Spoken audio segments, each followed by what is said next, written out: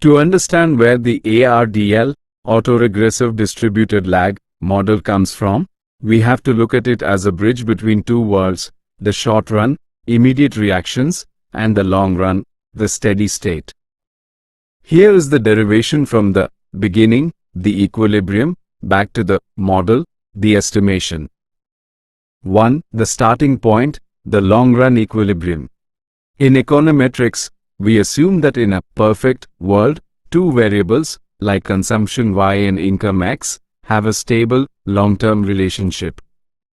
This is the steady state, where theta is the long-run multiplier, e.g., for every $1 increase in income, consumption eventually rises by 80 cents. However, variables are rarely in equilibrium. They are constantly being pushed away by shocks. Step 2. Adding the time dynamics. Since y_t doesn't jump to its new equilibrium instantly, we acknowledge that it depends on its own past, inertia, and the past of the explanatory variable. We start with the simplest version, the ARDL 1, the econometric interpretation, alpha_1 y_t1. Autoregressive. This captures persistence or habit. If you spent a lot last month, you're likely to spend a lot this month. Beta_0 x_t, current impact, the immediate knee-jerk reaction of y to a change in x, beta_1 x_t1. Distributed lag, the delayed reaction. Some effects take time to manifest, e.g., a tax cut in June affecting spending in July. Step 3. Deriving the long-run multiplier. To find the long-run relationship hidden inside that equation, we assume the system has settled, the steady state.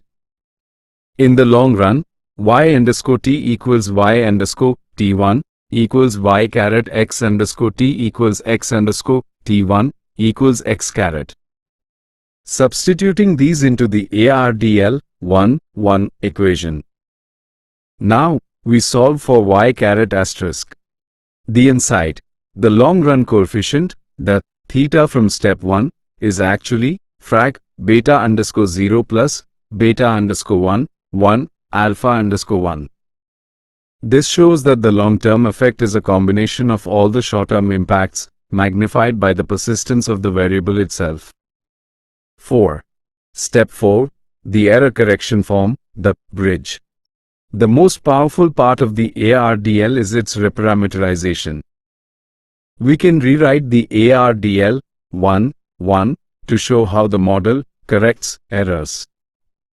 By subtracting y_t1 from both sides and doing some algebraic gymnastics, we get, interpreting the components, delta y_t and delta x_t. These represent the short-run fluctuations. The bracket, this is the error correction term, 8. It represents the disequilibrium from the previous period. It's the distance between where the variable was and where it should have been according to the long-run equilibrium. The speed of adjustment, 1, alpha_1. This is the most critical number.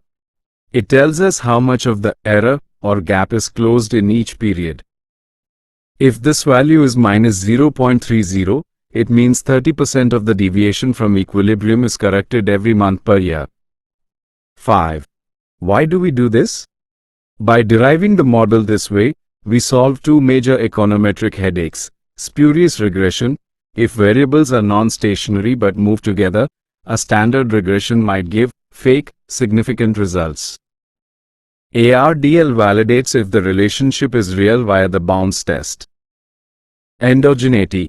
Because we include lags of both the dependent and independent variables, we significantly reduce the risk that the model is biased by simultaneity, where y also causes x. Would you like me to show you how to interpret the results of a bounds test to prove that a long-run relationship actually exists?